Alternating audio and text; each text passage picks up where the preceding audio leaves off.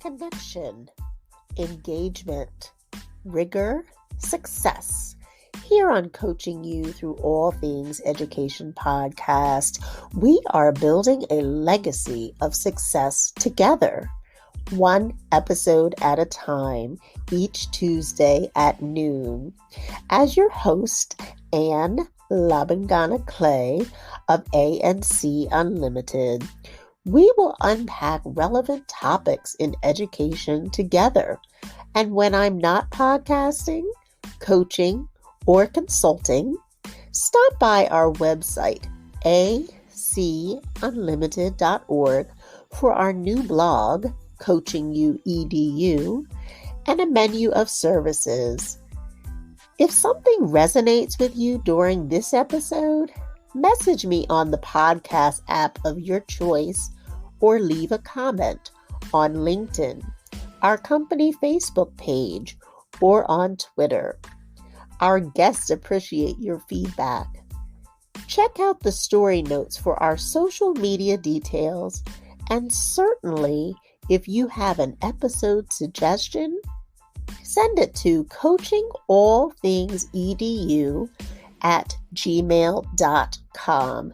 Now let's dive in.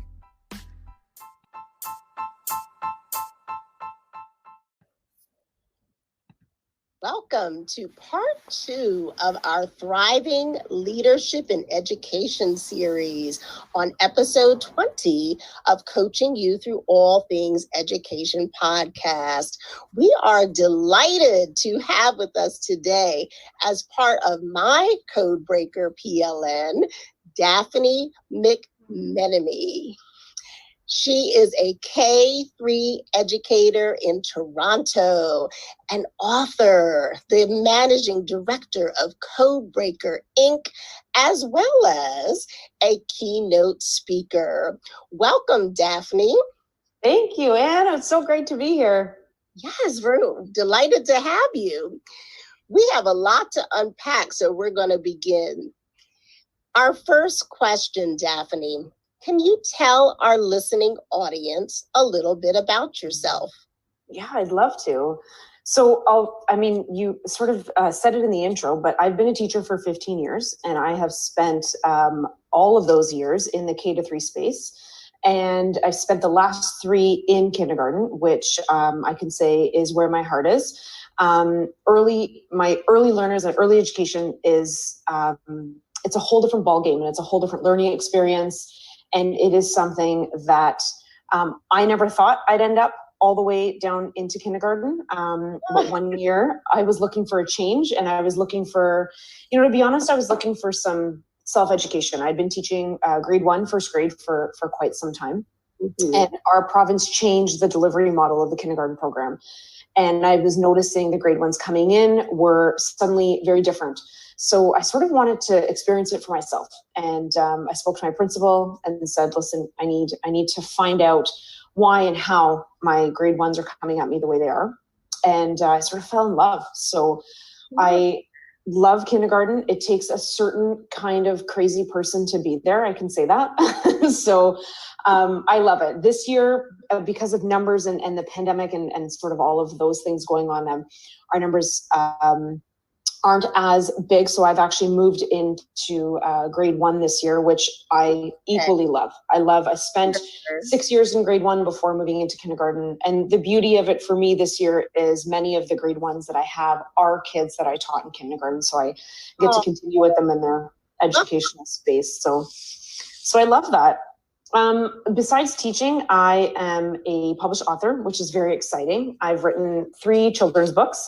All part of the same series. So they are about a little girl named Gracie. The first book is just called Gracie.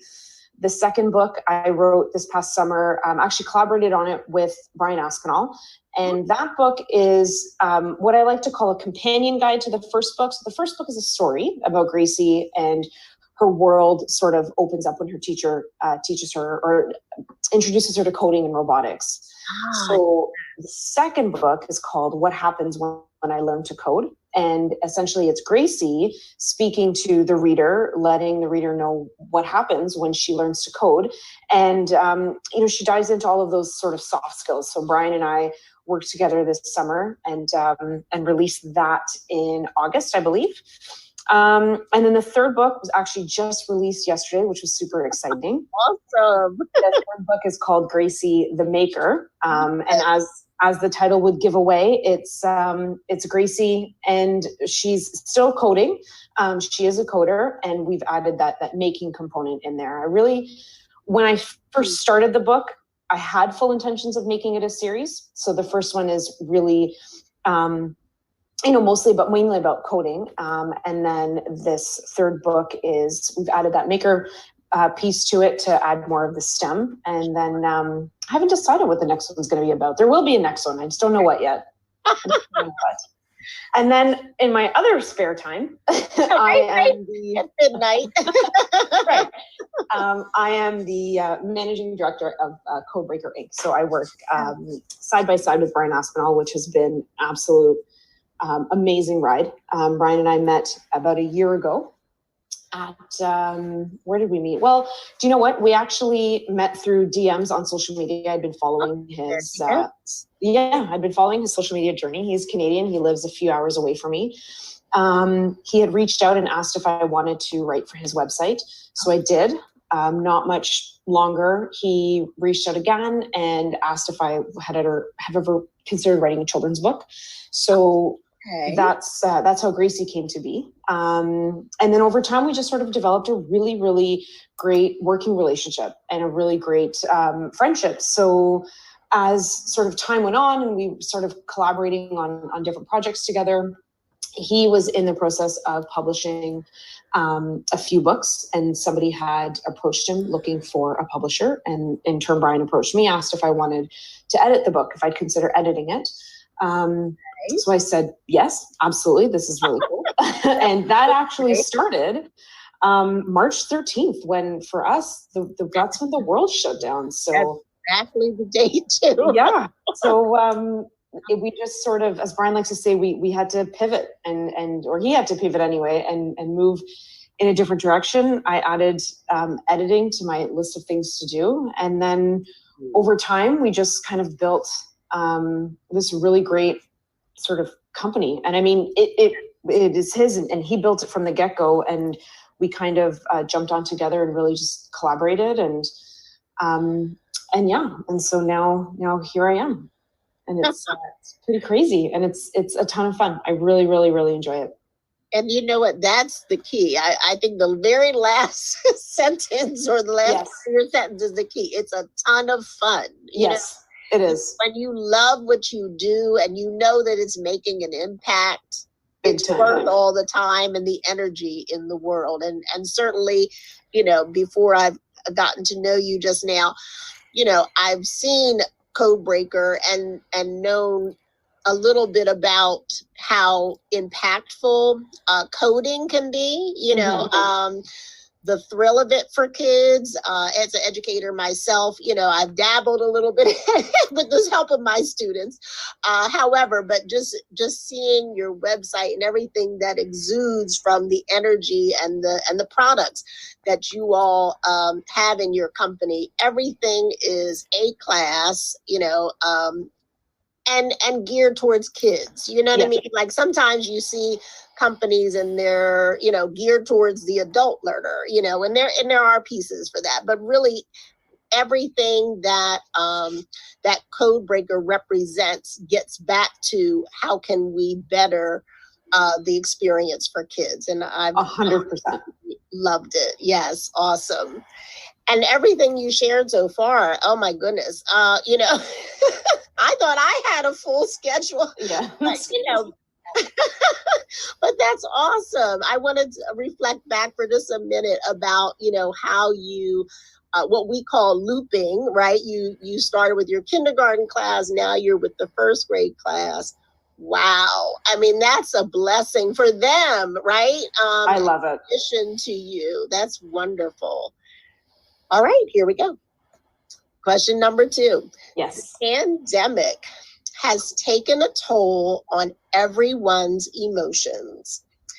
What keeps you grounded to lead with purpose? And how are you thriving as a leader in your school?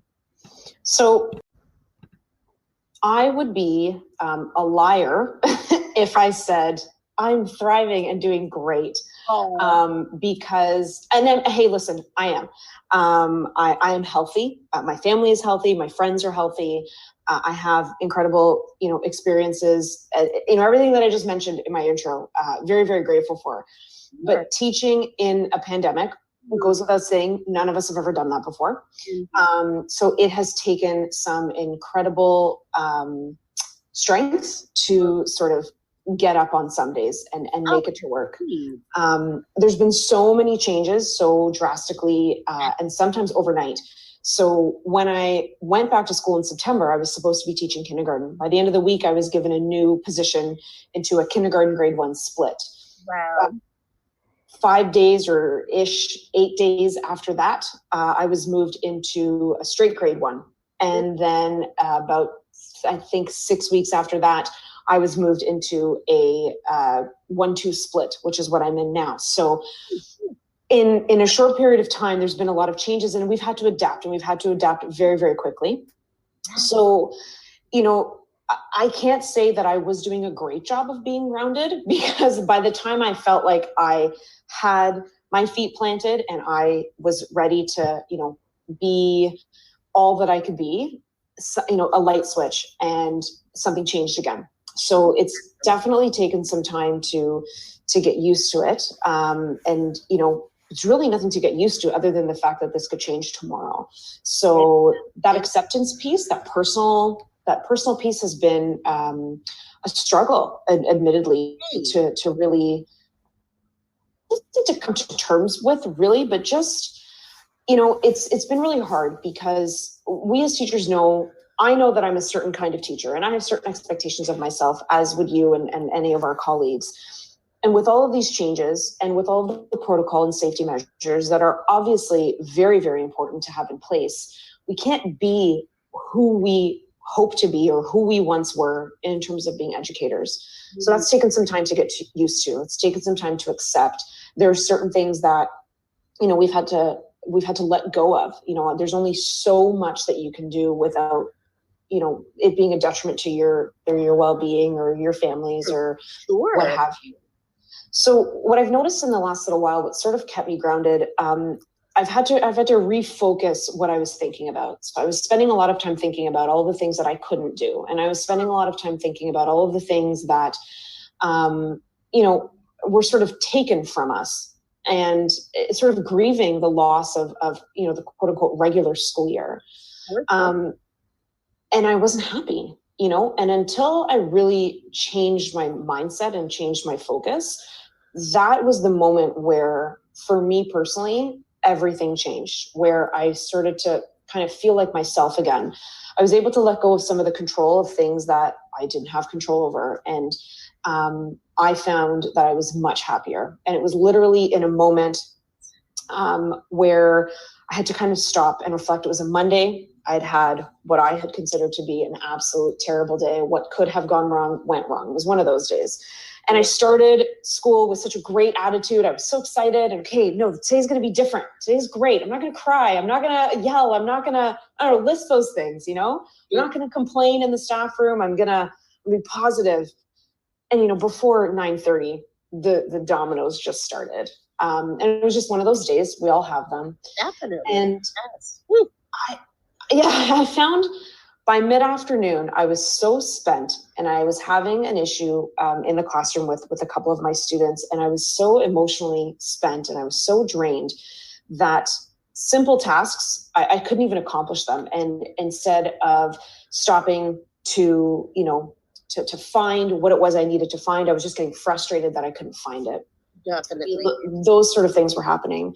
By the time I got home that night, I was so upset at the day. And, I had to stop and think, what could I have done differently? Because I can't do this again tomorrow. So I had this little boy who needed my help that day. And I was so flustered about everything that had sort of gone on that day, that I didn't stop to help him really. And it wasn't anything detrimental to his health or well-being. He couldn't find something. And instead of me stopping to help him find it, I just got frustrated and left him to his own. And that's not what should have happened. And I remember coming home that night thinking, what did I accomplish today? Sure, I did A, B, and C and great. But I spent a lot of time focusing on all of the bad things that had happened. That's how I spent my day. And it wasn't until I got home where I was able to say, but I left my little friend without support. I let him sort of fend for himself. I'm bad about that. And it was in that very moment where I decided, that's it, no more. I need to change my mindset. I need to change my focus. And if it means stopping everything that I had planned to do, then I'm going to stop everything I had planned to do, because that my little friend needed me. That wasn't there for him. Yes. And it was in that moment where I had that reflection where I stopped and said, no, the whole reason I'm here, my why are these people. And if I'm not stopping to help them, then what's the point? Amen. And so that was that idea, that moment is what I hold on to. It's what keeps me grounded. It's I can still picture his face as he stood there staring at me in the classroom, so helpless. And it breaks my heart. And listen, he's fine. And it wasn't anything, like I said, it wasn't anything massive or huge, but in the moment, for him, it was a really big deal. And I wasn't there because I was so focused on something else. So, in a nutshell, what keeps me grounded is my kids, and they are my why. And that's why I am able to, we talk a lot about being on survival mode right now. And I am on survival mode, but I'm making sure that I'm taking the time to continue to remember that they are why I'm here. So, survival mode is one thing, getting through the day, but making sure that I'm serving my purpose throughout that day is really important. Wow. Your why, I think that we can speak across the world, as educators, the same story, how you're saying that it's hard to get up, it's challenging. We think of the negative, that's normal. You're human, you're a human being. But I think the other story that we can share with you, the other story that we resonate with is that our why is in front of us on that Zoom call, in that classroom, in that hybrid model, that in-person, whatever we're doing, and sometimes we have to put ourselves aside, right, in order to do Absolutely. that. It's a balance, but I think that's why we're educators, right? Absolutely. That's exactly why. Because we can. Oh, that's awesome. Thank you for sharing that. All right, we're going to get into Gracie a little bit, okay? All right, my favorite topic. Yes.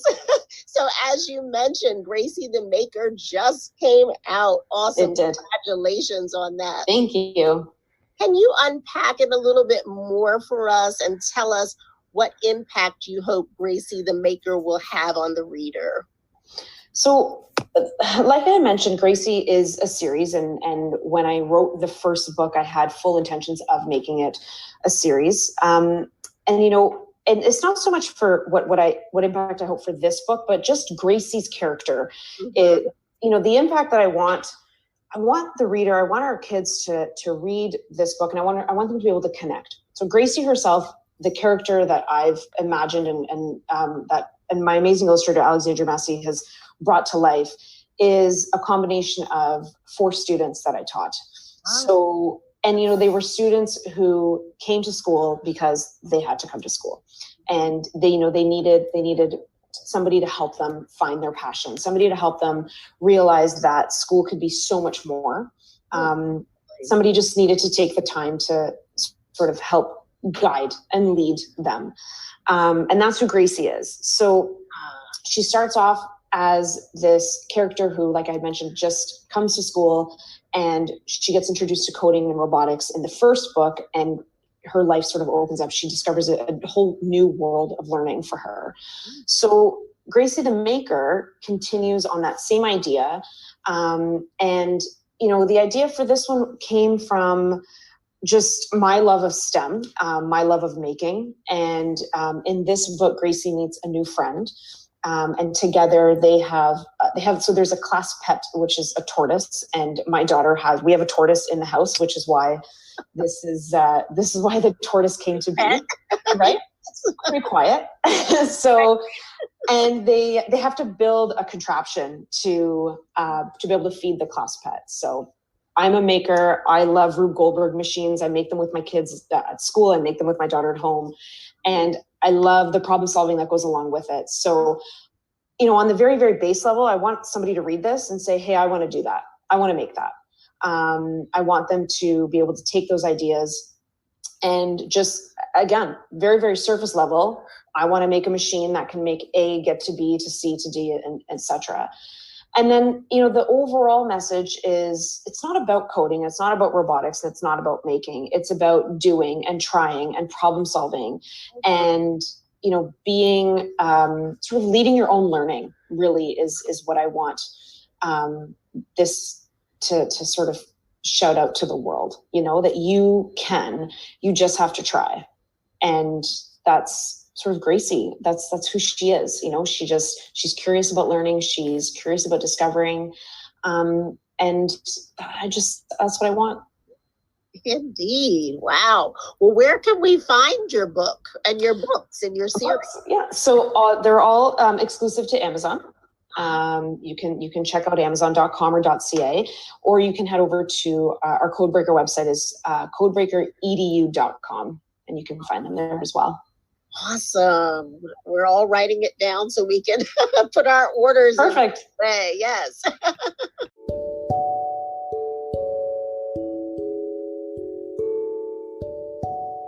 We'll be right back with more from Daphne McMenemy.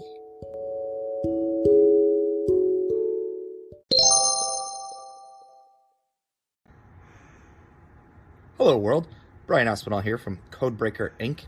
Are you looking for ways to integrate coding, computer science, and computational thinking into your everyday lesson plans? Check out codebreakeredu.com for a plethora of books for teachers about professional development with coding and computational thinking, as well as the perfect read-alouds for those primary classrooms. Head over to www.codebreakeredu.com and be sure to follow us on Twitter and Instagram at codebreakeredu.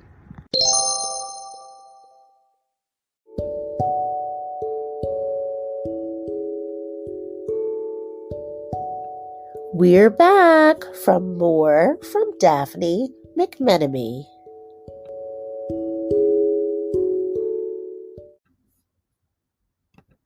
All right, our next question. Can you please share your inspiring story about becoming a keynote speaker in 2021? Yes, very exciting. I'm super excited for that conference.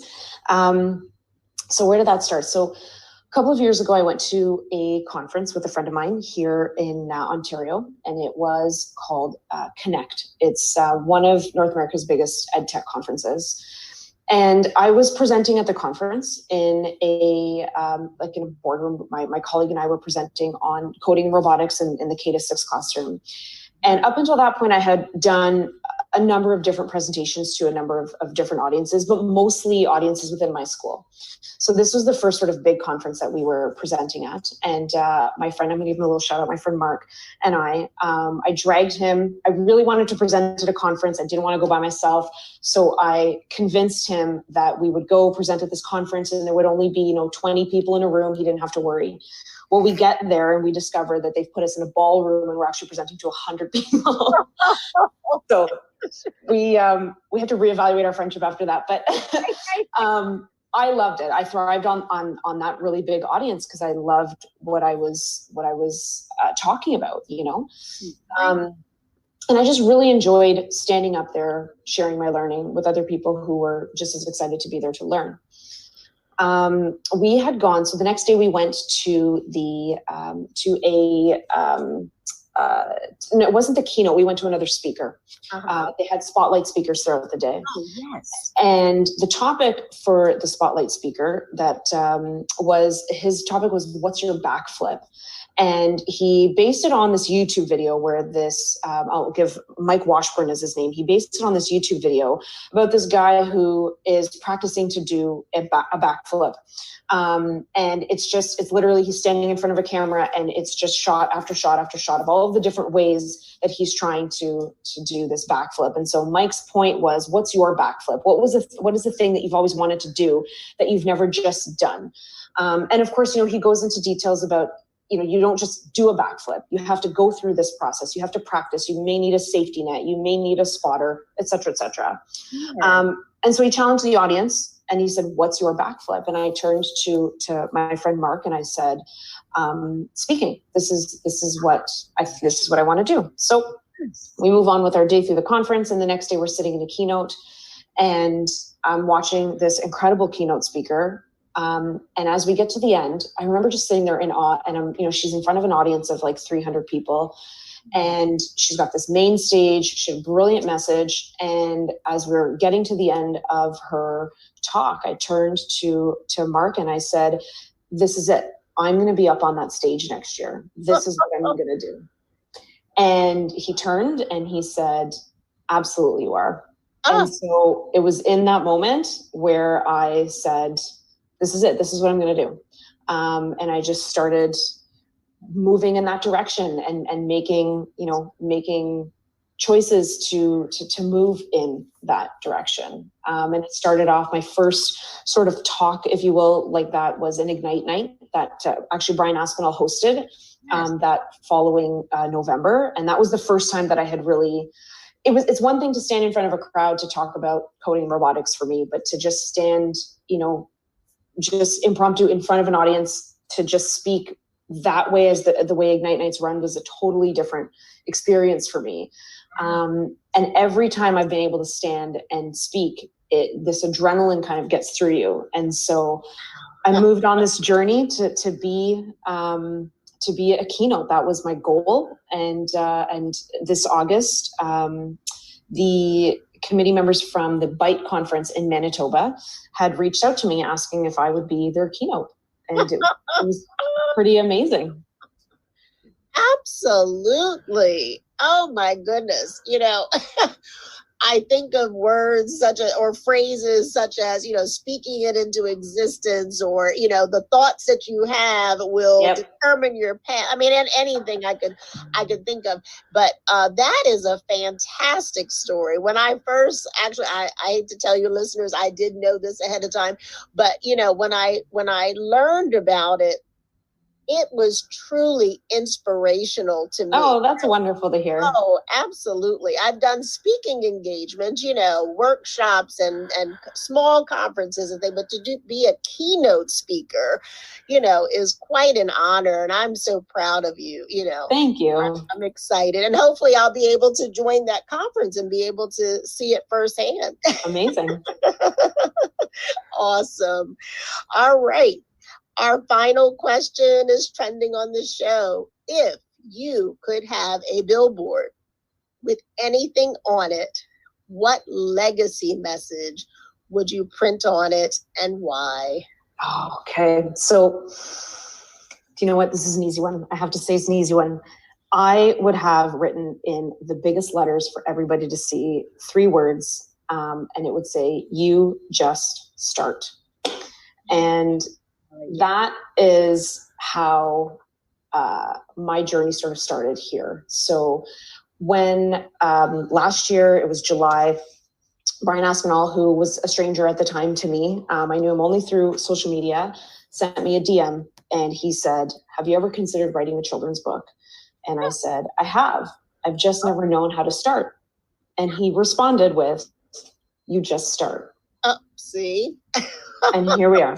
And here we are. Here we are. 4 books later, right? 3 books later, and 3 books later, and I already spoke it into existence. Yeah, there we go. Yeah, and that's how. it was such an impactful message to me. And I remember reading it. It was so simple. You just start. And I remember reading this and staring at my phone and reading it over and over and over. I picked up a pen and I just started writing. And it was those 3 words that for me changed 100% the course of my life. Yes. Wow. Yeah. Woo! Well, thank you so much for changing the course of our lives with your story. We really have appreciated listening to all of your wisdom, your tips, and especially about the making of your Gracie series. Absolutely fascinating. Thank you so much, Daphne, for joining us. Thank you, Anne, for having me. Oh, absolutely.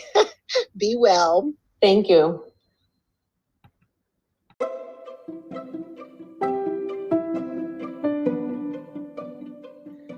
Well, that concludes another episode of Coaching You Through All Things Education.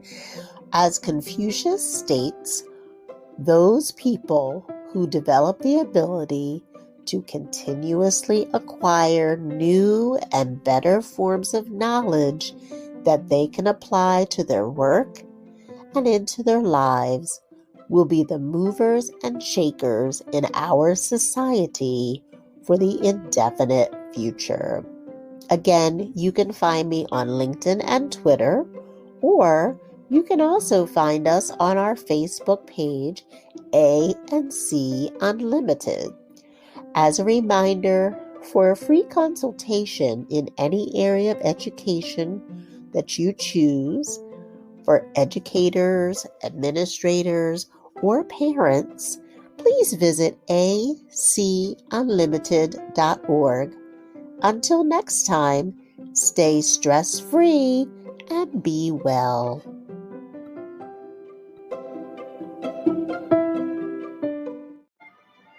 Hello, this is Anne Labangana Clay, your podcast host for Coaching You Through All Things Education, as well as the founder of ANC Unlimited. I absolutely love using Anchor as my home. Let me tell you why.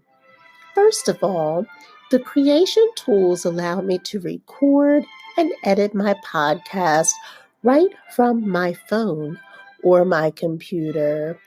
Second of all, Anchor will distribute my podcast for me so it can be heard on Spotify, Apple Podcasts, and of course now iHeartRadio. The third reason why Anchor is my home is because there is no cost to me when I create. So I can create as many episodes and bonus episodes as I choose for my listeners. So my suggestion is that you sign up today at Anchor FM and start your own podcast. I'll see you Tuesday.